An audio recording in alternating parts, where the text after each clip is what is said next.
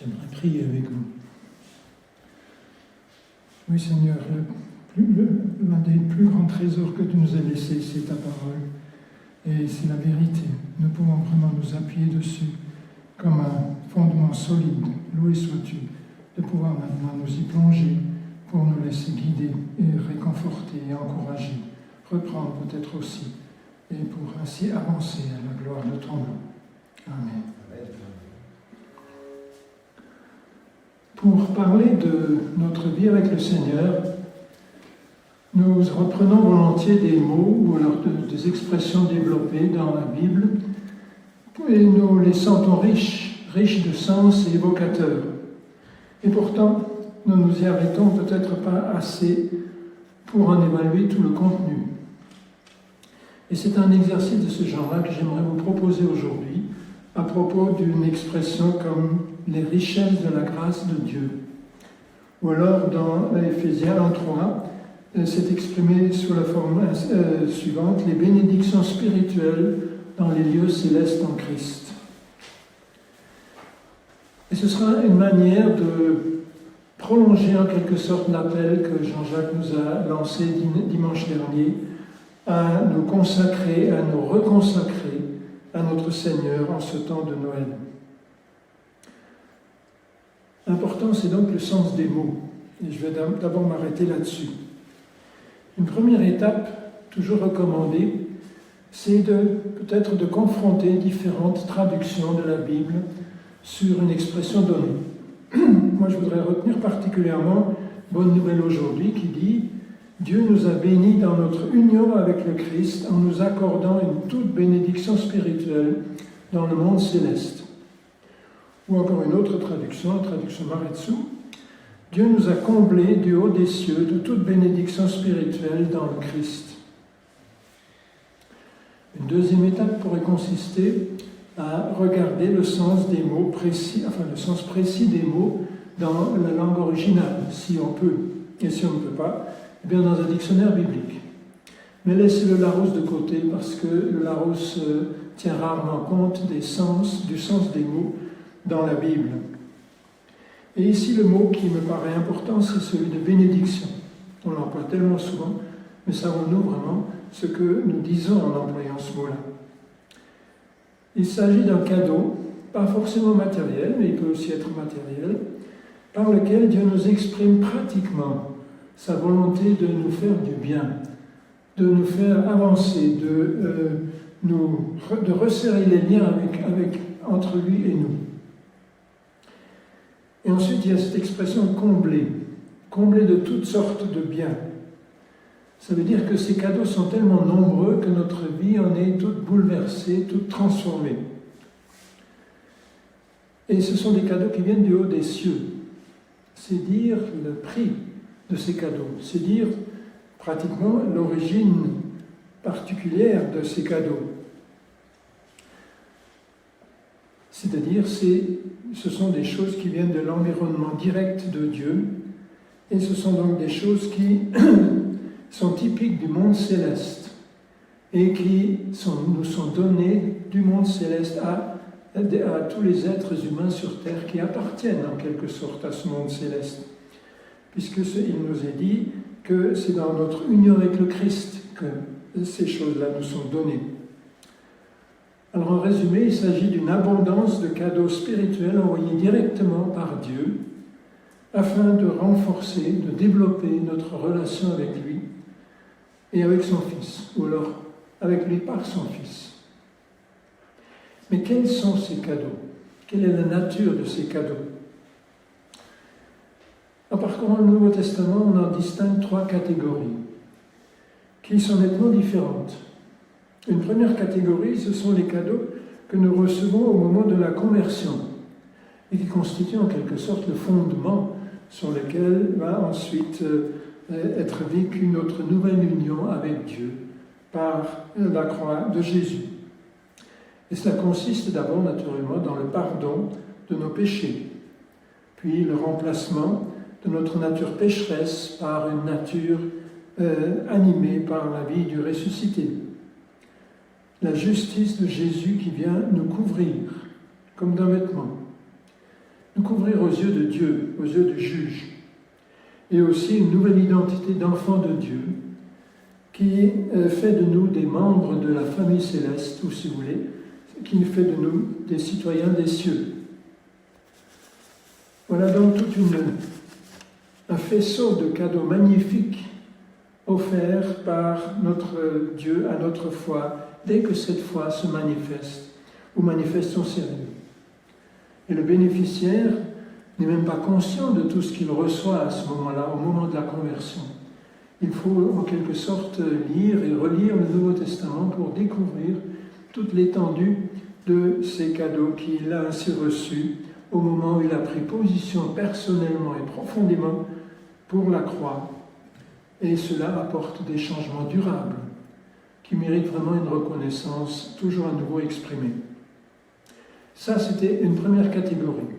Une autre catégorie maintenant constitue notre héritage éternel et dont nous ne jouirons pratiquement qu'au moment du retour du Seigneur ou au moment où nous serons réunis avec le Seigneur.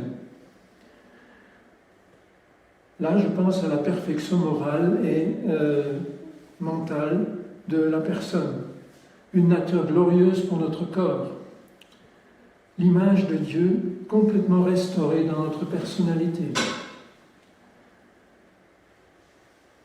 l'admission dans la présence même de Dieu, pour le voir et pour vivre éternellement dans son environnement, avec, et on l'oublie souvent, un programme d'activité défini par lui et adapté idéalement à notre personne.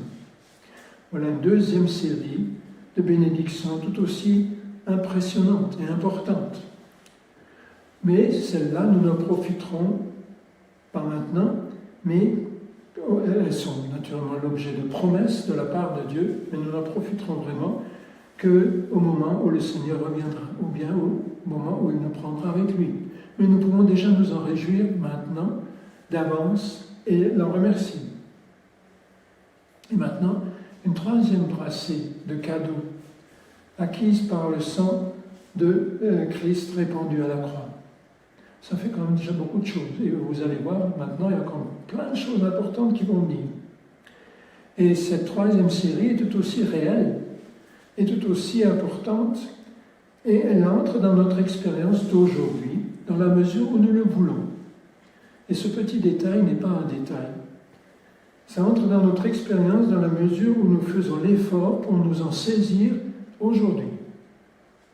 De quoi s'agit-il ? Eh bien, il y a la libération des péchés de la chair. Il y a la victoire, la maîtrise du moi, victoire sur le moi. L'action courante du Saint-Esprit à travers notre personnalité. Un service chrétien fructueux. La vive conscience de la présence de Dieu et de notre union avec lui. La croissance dans la grâce. Un esprit d'adoration de plus en plus actif. Ça fait déjà beaucoup de choses. Et voilà des cadeaux d'un genre bien différent des précédents. Mais ils sont disponibles maintenant même, dès maintenant. Mais ils ne sont pas accordés automatiquement. Et il ne faut pas non plus attendre le retour du Seigneur pour les mettre en œuvre, naturellement. Ce serait quand même dommage, c'est trop tard. Chacun les a reçus dès maintenant, lorsqu'il s'est tourné vers le Seigneur. Mais alors comment se fait-il que, eh bien, ça ne se voit peut-être pas toujours dans la vie quotidienne de chacun? Et je parle d'abord de moi. Il y a donc un problème de mise en œuvre. Et ça, c'est un troisième aspect que j'aimerais maintenant développer. L'aspect essentiel de toute la question. Si nous mettons ces cadeaux-là en œuvre, eh bien, nous répondrons effectivement à l'appel que Jean-Jacques nous a lancé dimanche dernier à nous consacrer ou à nous reconsacrer à notre Seigneur. Alors, il y a trois aspects qui me paraissent très importants. C'est que nous ne bénéficions de tous ces cadeaux que si nous les saisissons résolument. Si nous ne les saisissons pas résolument, eh bien, ils existent toujours, mais ils ne sont pas transposés dans notre vie. Dieu ne nous impose rien. Il n'impose même pas ces cadeaux. Mais imaginez que vous venez de recevoir un gros chèque qui résout de manière magnifique un souci financier important. Vous avez ce papier en main et vous admirez la somme qui est écrite là-dessus. Vous la montrez peut-être même à d'autres. Vous commencez même peut-être à remercier le donateur. Mais vous n'en profitez vraiment que lorsque vous la déposez à la banque avec prière de virer ça rapidement sur votre compte. C'est à ce moment-là que ça devient vraiment concret. C'est là que ça changera effectivement votre situation et que vous pourrez être soulagé ou voir la vie autrement. Le Seigneur nous offre de surmonter chacun de nos défauts de caractère. Mais nous n'avancerons dans ce domaine-là, de libération en libération, sur le chemin de la sanctification, qu'à mesure que nous saisissons ce que le Seigneur nous donne dans ce sens-là. Et la chose fondamentale, la plus importante, c'est de savoir que le diable est vaincu. Il est vaincu dès maintenant. Même s'il se comporte toujours encore en dominateur, en quelqu'un qui peut faire n'importe quoi, ou qui prétend pouvoir faire n'importe quoi. Mais à partir du moment où nous lui refusons cette prétention, eh bien, il est dans sa défaite. En réponse à nos pas de foi, le Seigneur le repoussera à chacune de nos prises de position où nous saisissons effectivement la victoire acquise à la croix. C'est un premier aspect. Un autre aspect, c'est que nous obtenons seulement la quantité que nous demandons effectivement. Quand Josué s'est trouvé devant Canaan avec tout Israël avec lui, Canaan n'est pas venu se livrer à lui volontairement et tout de suite. Il a fallu se battre. Il a fallu avancer pas à pas, mais ce qui est important, c'est que le succès était promis d'avance. Il était acquis en quelque sorte d'avance. Acquis effectivement dans chaque combat qui ensuite a eu lieu dans la dépendance de Dieu. Lorsqu'il y a eu des combats en dehors de la dépendance de Dieu, ça a mal tourné. Mais Dieu avait dit tout endroit que foulera la plante de ton pied, de votre pied, vous appartiendra. Naturellement, il faut aussi lever le pied et puis manifester la volonté d'avancer. Sinon, ça reste théorique. Dieu avait dit, nul ne tiendra devant toi, ne sois pas effrayé ni épouvanté, car l'Éternel ton Dieu est avec toi, où que tu ailles. C'est quand même une magnifique promesse. Où que vous vouliez avancer dans votre vie, où nous voulions avancer dans notre vie spirituelle, si nous avançons le pied pour avancer, le Seigneur nous donne le moyen de le faire.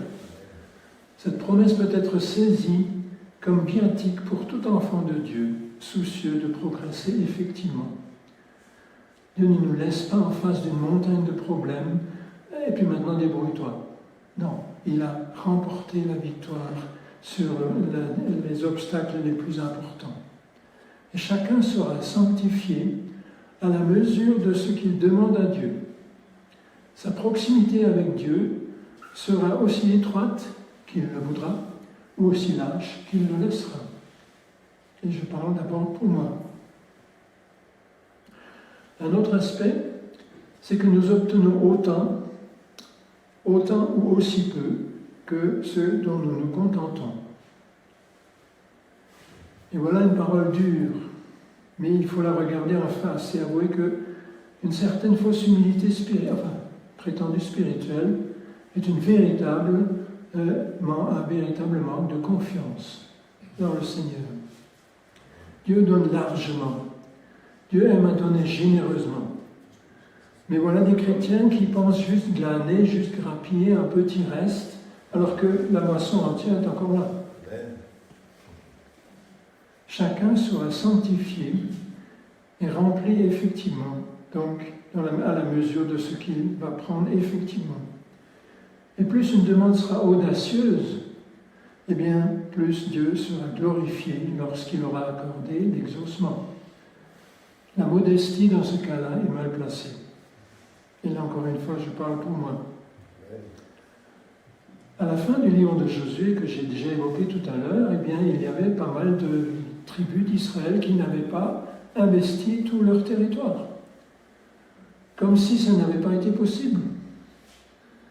Alors que Caleb, par exemple, en revanche, lui, Et il s'est souvenu de la promesse qu'il avait reçue de la part de Moïse qu'il aurait le territoire d'Hébron. Et il s'est lancé, et ce n'était pas un jeune homme, il avait 85 ans, il s'est lancé et il a effectivement conquis le territoire d'Hébron, qui lui avait été promis, sans problème. Ça ne l'a pas empêché d'obtenir ce qui lui avait été promis. Si j'accepte une vie stérile, si je me satisfais d'un certain nombre de justifications que je me donne pour cela, pour cette stérilité, eh bien, je ne connaîtrai pas la joie de voir le Saint-Esprit me faire avancer spirituellement et d'agir à travers moi dans la direction ou dans le domaine où le Seigneur voudrait exaucer des prières. Même pour des questions matérielles, donc très visibles. Osons attendre bien davantage du Seigneur. Il ne sera jamais dépassé, mais cela l'honorera et cela nous fera avancer. Il y a une différence importante entre l'attitude de quelqu'un qui souhaite quelque chose et de celui qui la veut effectivement et qui ne lâchera pas avant de l'avoir. Et si cette chose ainsi concernée est un progrès dans la sanctification, dans la proximité avec Dieu, une ferme volonté vraiment affirmée, eh bien, n'offensera jamais Dieu, au contraire, elle l'honorera. Nous pouvons être audacieux. Et encore une fois, je me parle à moi-même. Une telle prise de position audacieuse bouscule beaucoup plus notre confort dans l'à peu près que la générosité de Dieu, qui veut le meilleur pour ses enfants. N'est-ce pas Jésus qui a dit « Heureux ceux qui ont faim et soif ». Ce n'est pas une petite chose, qui ont faim et soif de justice, non pas envie ou vaguement qui souhaiteraient, mais faim et soif, comme on a faim et soif parfois après toute une journée de travail. Donc un besoin vital, un véritable aliment. Et, dit-il, ils seront rassasiés. Rassasiés, ce que le Seigneur appelle rassasiés. Voici un diagnostic assez impressionnant d'un auteur du siècle passé sur cette question. Il dit ceci, que Dieu ait placé devant ses enfants rachetés de tout un monde de trésors spirituels et qu'ils refusent ou négligent de s'en saisir, cela pourrait bien constituer la deuxième grande tragédie de la création après celle de la chute originelle. Et pour conclure, je vais vous rappeler cette double image que vous connaissez bien, cette image biblique du vêtement. À la conversion, j'avais déjà un peu évoqué cela tout à l'heure, la personne qui marque sa confiance envers le Seigneur est revêtue de la justice de Dieu comme d'un vêtement fondamental, de sous-vêtement si vous voulez.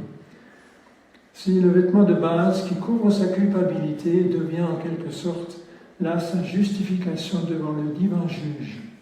Ce sont les sous-vêtements indispensables pour ne pas être nus devant le juge. Et Dieu nous voit désormais couverts de la justice de Christ, comme des sous-vêtements couvrent un corps autrement nu. Mais vous ne vous promenez pas en sous-vêtements. Il vous faut vous habiller, saisir, prendre les vêtements qui vous sont adressés, vous sont destinés, que j'ai évoqués tout à l'heure, pour vous couvrir et pour avancer. Paul avait dit dans Romains 13, 14, « Revêtez-vous du Seigneur Jésus-Christ et ne vous préoccupez plus de votre nature propre pour en satisfaire les convoitises. » Paul nous pousse donc à saisir les bénédictions devenues nôtres en Christ, de beaux vêtements de dessus qui reflètent la personnalité de notre Seigneur et lui font l'honneur. Et redonner ainsi tout leur poids aux promesses de notre Seigneur, eh bien c'est bien lui dire pratiquement notre souci de lui être consacré ou reconsacré tout à nouveau. Je vous invite à prier.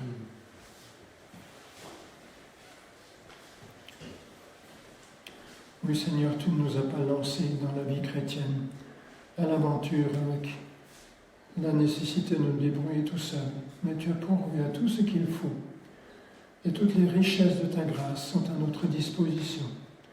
Te louons pour ce que tu nous as déjà donné, pour ce que tu nous destines dans l'avenir, mais surtout aussi pour ce que tu mets à notre disposition aujourd'hui, jour après jour, pour grandir avec toi, pour t'honorer et pour être les chrétiens que tu voudrais que nous soyons. Aide-nous à prendre conscience de cela et à avancer avec courage et avec confiance en toi, pour l'honneur du Seigneur Jésus. Amen. Amen.